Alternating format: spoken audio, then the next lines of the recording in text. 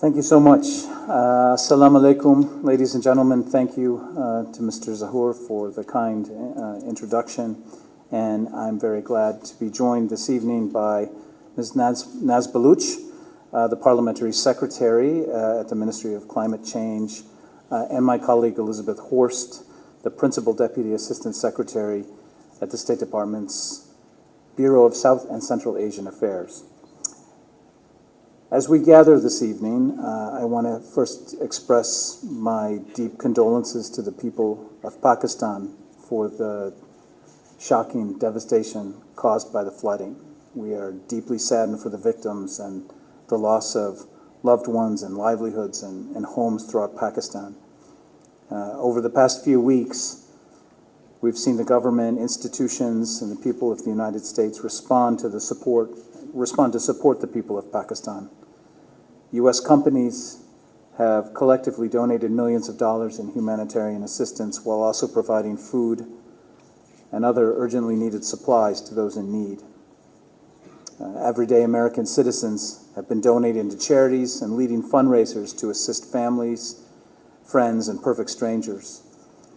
On the government side, we've seen members of the U.S. Congress visit flood-affected areas, as well as senior leaders from the Department of State, the Department of Defense, the White House, and the administrator powers of the U.S. Agency for International Development. She was in Pakistan last week to observe the impacts of the floods, see firsthand the ongoing U.S. efforts to support the people of Pakistan, and to meet with Pakistani counterparts to discuss ways the United States can help in both the short and the long term. The United States has provided $53.1 million in humanitarian assistance, with $50.1 million for emergency flood relief since August 12th, along with $3 million in resilience programming to bolster disaster resilience.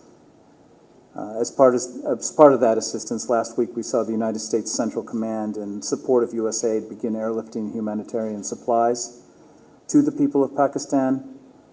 And this airlift, which will continue through this week, includes essential life support services, including food preparation and shelter materials, which is coming in 20 separate shipments.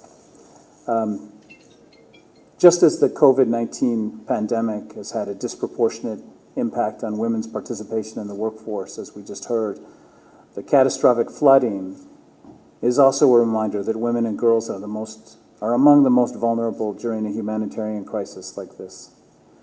And as we continue to support relief efforts with local partners and Pakistani authorities, we'll be looking closely at how to address the unique impacts of the crisis on women and girls. I want to acknowledge that U.S. PwC corporate members, including S&P Global, PepsiCo, Coca-Cola, and the Resource Group, are also pledging support directly for the victims of flooding.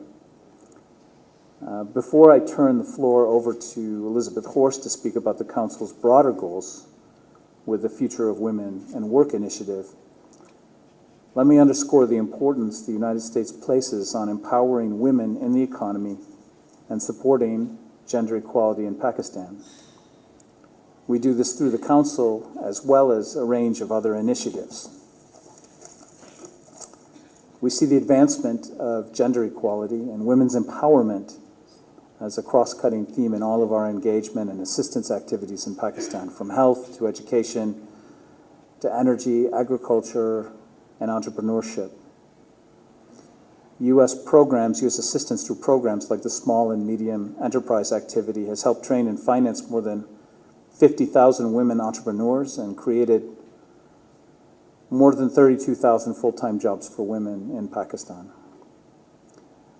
Just last month, one of the women entrepreneurs of the embassy-funded accelerator program for women entrepreneurs raised $500,000 from an American venture capital firm for her startup and qualified to participate in the Startup World Cup and pitch for a $1 million investment prize in Silicon Valley.